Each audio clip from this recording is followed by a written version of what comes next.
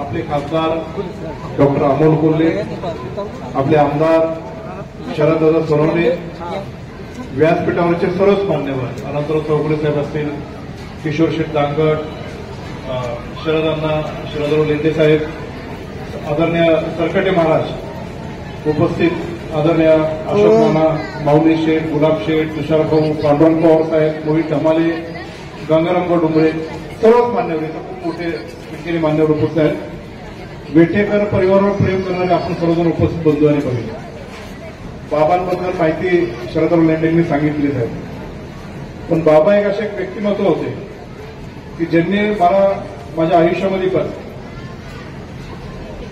स्वतःचा कामधंदा, स्वतःचा व्यवसाय, आपण काही ना काही काम करत राहणे आणि आपल्या कुटुंबाच्या प्रती आणि आपल्या लोकांच्या प्रती कार्य करत राहणे, हे कर्तव्य कायम जेव्हा जेव्हा राहील तेव्हा सांगण्याचं काम त्यांनी केलं होतं.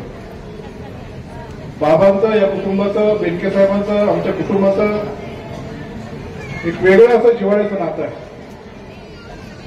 आणि ते नातं अद्यापही आजपर्यंत तुझभरही कमी झालेलं नाही.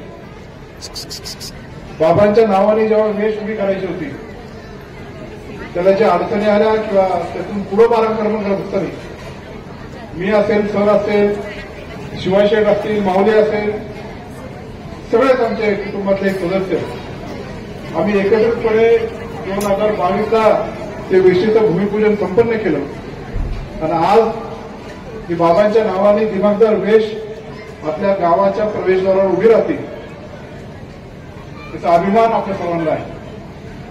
बाबांनी अनेक शेतकरी घडवले, शेतकऱ्याला भांडवल रूपी मदत केली, व्यवसायामध्ये, व्यापारामध्ये ज्या ज्या तरुणांना मदत करता येईल त्यांना तेव्हा मदत केली.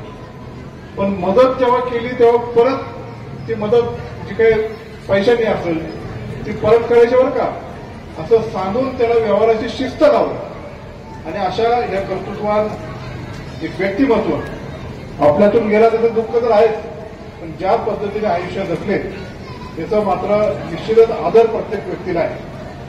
आज खासदार साहेबांच्या, छोटे माऊली कदम महाराजांच्या, सरकटे महाराजांच्या, शरदांच्या हस्ते आपण वेशीचं लोकार्पण सोहळा करणार आहे. एक विशेष आज छोटे माऊलीचं इथं कीर्तन असल्यामुळे त्यांनी सांगितलेलं आहे की ओतूरला 375 वैकुंठ गमन सोहळा साजरा होतो. तुकाराम महाराजांचे गुरु चैतन्य महाराज आहेत, पण बरेचसे लोक त्याला मानत नाहीत. पण आज छोटे माऊलीने निर्णय घेतला आणि 375 वैकुंठ गमन सोहळा जो महाराष्ट्रावर संपन्न होतोय त्याची सांगता आता ओतूरमध्ये होते. ओतूरमध्ये सांगता होत असताना तो शिक्कामोर्तब होणार संपूर्ण महाराष्ट्रात आणि देशात की तुकाराम महाराजांचे गुरु हे चैतन्य महाराज.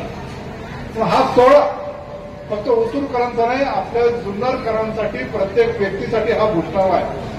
आणि म्हणून महाराज तुम्ही ओतूर हे निवडला त्याच्याबद्दल तुमचा आभार तर मानतोच, पण आपण सर्वजण उपस्थित, सर्व पक्षाचे लोक असतील, सर्व नेते मंडळी असतील, प्रत्येक गावचे मोठे मोठे लोक इथं आहेत, प्रत्येकाने त्याच्यामध्ये काही ना काही सहभाग घेऊन जसा महाराष्ट्रामध्ये ठिकठिकाणी सोहळा झाला त्याच्यापेक्षाही चांगला आणि मोठा ओतूरमध्ये झाला पाहिजे की जेणेकरून ओतूरचं नाव महाराष्ट्रावर जाईल. अशा प्रकारे सहकार्य आपण सर्वांनी करावं.